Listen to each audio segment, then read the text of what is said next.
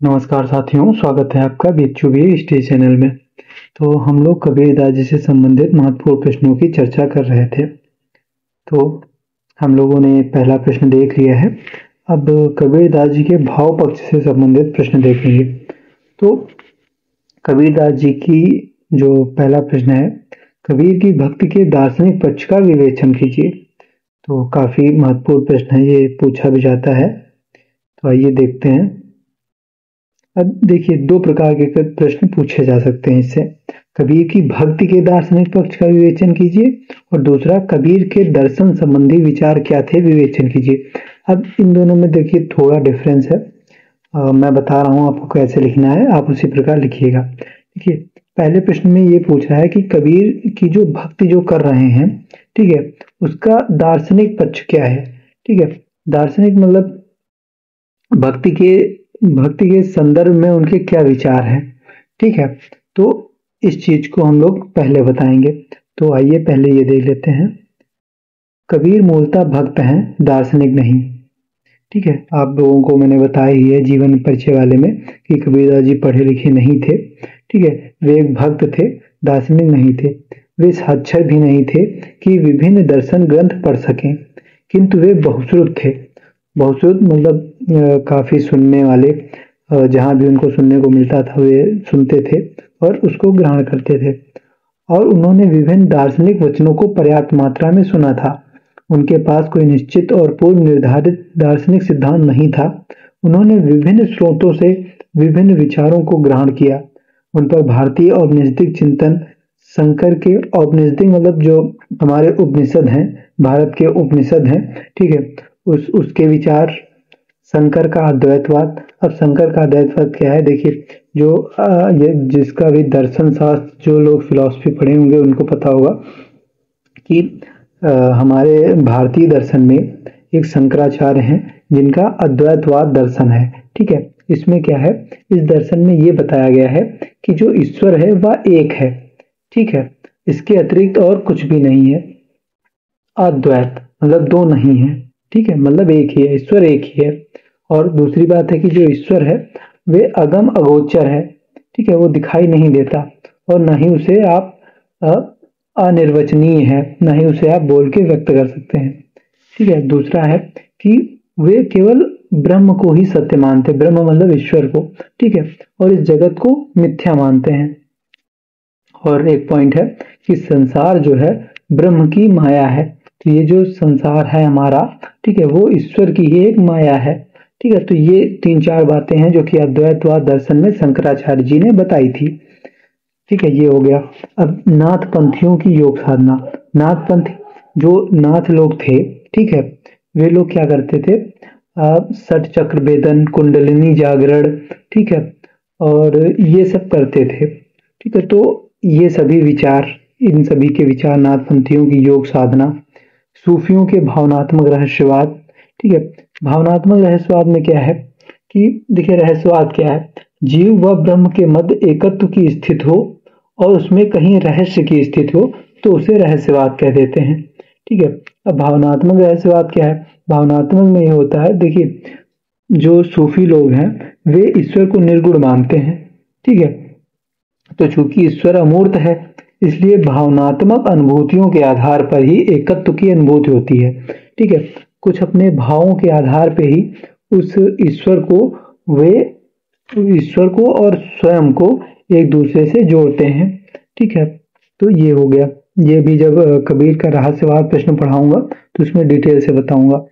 और वैष्णवों की जीवन दृष्टि, वैष्णव जो विष्णु के उपासक हैं, ठीक है, उनकी जीवन की दृष्टि।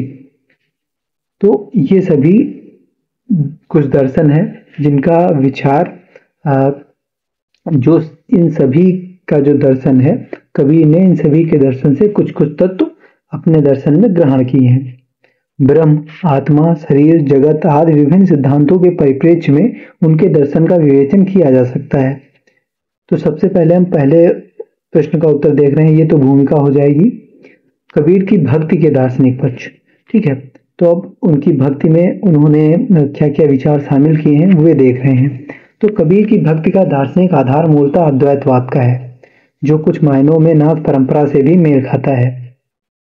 ब्रह्म के निर्गुणत्व की धारणा, जगत के मिथ्यात्व, जगत को मिथ्या कहा अद्वैतवाद में, मैंने अभी आप लोगों को बताया, और ब्रह्म जीव एकत्व जैसे विचार उन्हें शंकराचार्य से मिलते हैं। शंकर मतलब शंकराचार्य से, जो कि मैंने आप लोगों को अभी पॉइंट बताए थे। नाथों ने भी कुंडलिनी और महाकुंडलिनी को जोड़ने की बात की थी। अभी जो ऊपर आया था कि नाथों से उन्होंने योग साधना ली है, ठीक है, तो कुंडलिनी जागरण, महाकुंडलिनी जागरण, ये सभी कबीरदास जी ने नाथों से ग्रहण किया है। इन दोनों विचारों से प्रभावित होने के कारण कबीर की भक्ति का उद्देश्य अद्वैत स्थिति की उपलब्ध कराना है। जब मैं था तब हरि नहीं, अब हरि में है मैं नाहि, प्रेम गली अति सांकरी, जा में दो न समाए। हम लोग उदाहरण दे देंगे। कबीर की भक्ति पर नाथ पंथियों की अखड़ता और अमायिकता का भी गहरा प्रभाव नजर आता है। अमायिकता मतलब माया रहित, ठीक है, नाथ पंथियां जो थे वे माया रहित थे, निश्चल थे, ठीक है, तो इन दोनों का प्रभाव, और अक्खड़ थे एक नंबर के, तो इन दोनों का प्रभाव कबीरदास की भक्ति पर पड़ता है। कबीर के समय भक्ति का रास्ता अत्यंत सरल था। कबीर को यह बात नहीं पची, इसलिए उन्होंने इस रास्ते पर चलने वालों से गहरी प्रतिबद्धता की मांग की है।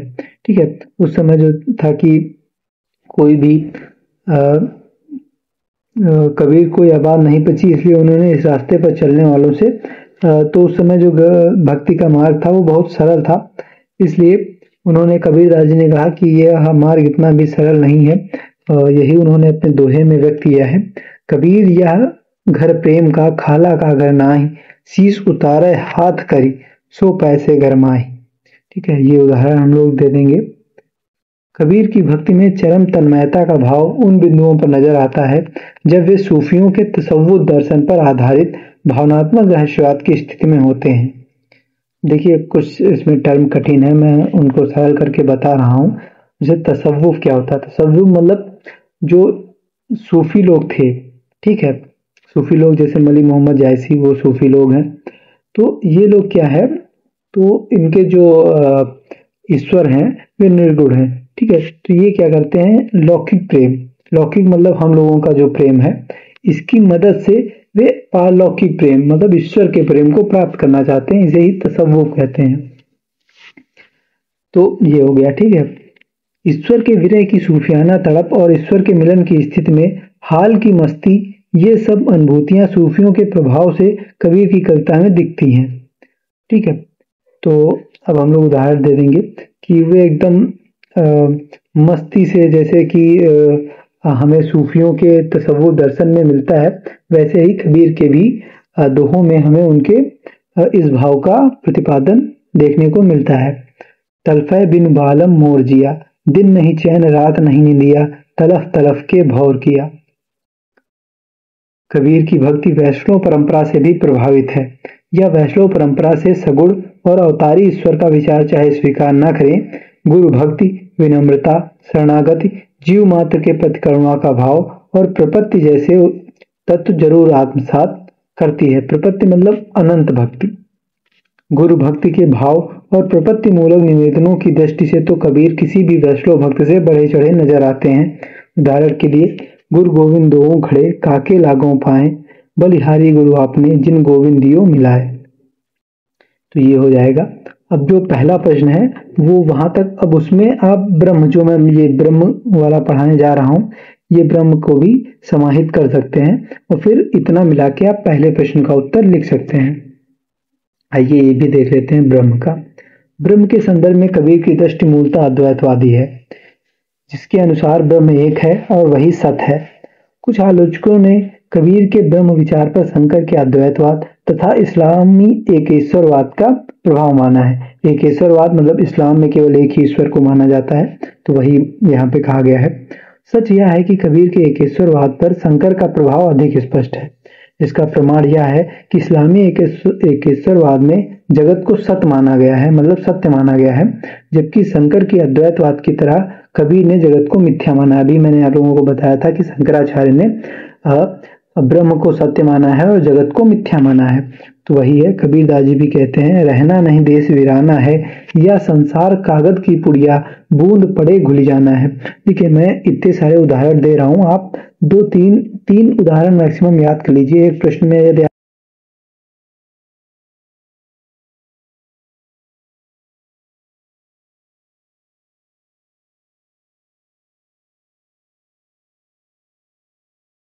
भी किया है। उन्होंने निर्गुण ब्रह्म की भक्ति करने के लिए सरलता की दृष्टि से उसे पारब्रह्म, राम, हरि आदि नाम से पुकारा अवश्य है, किंतु साथ ही उसे सगुण राम से अलग भी बताया है। दशरथ सुत त्यों लोक बखाना, राम नाम का मरम है आना। उन्होंने निर्गुण ब्रह्म की उपासना की है, हालांकि उसको एक सगुण नाम दे दिया है ताकि लोगों को आसानी रहे। कबीर ब्रह्म की उपलब्धि के संबंध में शंकर के अद्वैतवाद से अलग हो जाते हैं। अद्वैतवाद के अनुसार आत्मा को मोक्ष प्राप्ति के लिए केवल इस भ्रम से दूर होना है कि वह ब्रह्म से अलग है, और यह केवल ज्ञान मार्ग से ही हो सकता है। शंकर कहते थे कि आपको ज्ञान अर्जित करना है, ठीक है, इससे आपको यह भ्रम दूर हो जाए कि मैं अलग हूं और ब्रह्म अलग है। आप और ब्रह्म एक ही हैं और एक आप ब्रह्म में ही निवास करते हैं। तो इस बिंदु पर आकर कबीर शंकर से अलग खड़े हो जाते हैं। वे ज्ञान के स्थान पर प्रेम को महत्व देते हैं। अब शंकराचार्य जी कहते थे कि आपको ज्ञान हो जाए, ठीक है, तो इससे आपका यह भ्रम दूर हो जाता है और इसी से आपको मोक्ष की प्राप्ति हो जाती है। किंतु कबीर कहते हैं कि ज्ञान की कोई आवश्यकता नहीं, आप प्रेम को ज्यादा महत्व देते हैं। इस बिंदु पे वे शंकर के ज्ञान मार्ग की निस्सारता तथा प्रेम मार्ग की सार्थकता को व्यक्त करते हुए कहते हैं, पोथी पढ़ी पढ़ी जगमुआ, पंडित भयानक होए, ढाई आखर प्रेम का, पढ़े सो पंडित होए। तो अब देखिए, ये आपका प्रश्न था, कबीर की भक्ति के दार्शनिक पक्ष का विवेचन कीजिए। तो यहाँ तक जहां तक मैंने पढ़ाया यहाँ तक आएगा। अगर ये प्रश्न आएगा तो आपको यहाँ तक लिखना है। फिर अगर ये पूछ लिया जाएगा कबीर के दर्शन संबंधी विचार क्या थे, विवेचन कीजिए, तो आप फिर ये इतना भूमिका लिखिएगा। उसके बाद आप सीधे यहाँ पे आ जाइएगा ब्रह्म, ठीक है, ब्रह्म को लिखिएगा। उसके बाद फिर आत्मा, हम आत्मा देखते हैं, फिर एक दो पॉइंट है, ये सभी लिख के आप फिर अपना प्रश्न कंप्लीट कर सकते हैं। तो आत्मा, अब आत्मा के संबंध में कबीर के क्या विचार हैं। कबीर ने अद्वैतवाद के सिद्धांत को स्वीकार करते हुए माना है कि ब्रह्म और आत्मा एक हैं। आत्मा नित्य तथा परमार्थिक सत्ता है। जीव पर माया का आवरण होने के कारण उसे आत्मा और ब्रह्म में अंतर प्रतीत होता है। ज्ञान होने पर वह माया के आवरण से मुक्त हो जाता है। कबीर मानते हैं कि आत्मा मूलतः ब्रह्म से अलग नहीं है। ये दोनों ठीक वैसे ही हैं जैसे समुद्र में एक कुंभ का होना। शरीर का महत्व सिर्फ वही है जो कि बाहर और भीतर के जल के बीच कुंभ का है। एक ही चेतन सर्वव्यापी है, चाहे वह शरीर के भीतर हो या बाहर।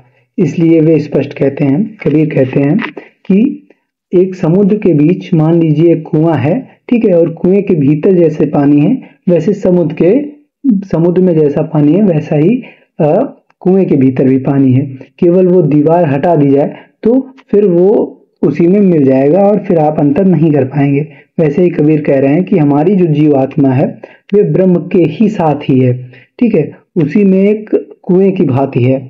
जब कुआं रूपी हट जाता है, कुआं रूपी दीवार हट जाती है तो हम उसी में व्याप्त हो जाते हैं। तो वही कहते हैं कि जल में कुंभ, कुंभ में जल है, बाहर भीतर पानी, फूटा कुंभ जल जला ही समाना, यह तत्व है ज्ञानी। तो ये आत्मा के संबंध में विचार थे। अब शरीर के संबंध में क्या विचार हैं। प्रश्न उठता है कि यदि बाहर और भीतर की चेतना एक ही है तो कुंभ रूपी शरीर का क्या महत्व है। इस संबंध में कबीर का मत गीता दर्शन से मेल खाता है। वे मानते हैं कि शरीर पंच तत्वों से निर्मित है, जिसमें 3 गुणों सत्व, रजस, तमस, ठीक है, ये 3 गुण होते हैं, इससे हमारा शरीर निर्मित होता है। इसकी भूमिका वही है जो आत्मा का वस्त्र कहकर व्यक्त की जाती है। वे मानते हैं कि जिसका जन्म हुआ है उसकी मृत्यु अवश्याम भी है। कबीर ने शरीर को पानी का बुदबुदा, कागज की पुड़िया इत्यादि कहा है, जो जन्म व मृत्यु की अनिवार्य श्रृंखला से बंधा हुआ है। अब जगत के संबंध में कबीर के क्या मत हैं।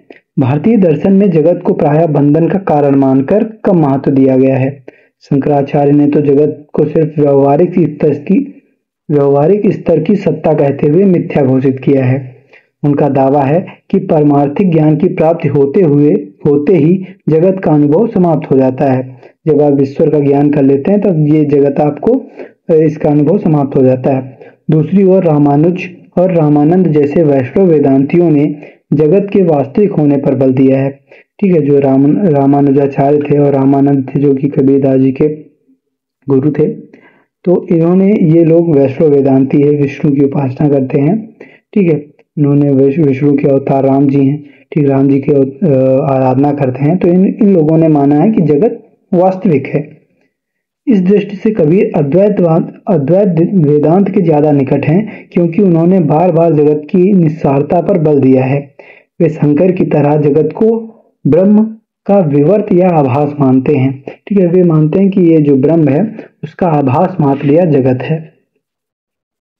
अब लास्ट पॉइंट है माया।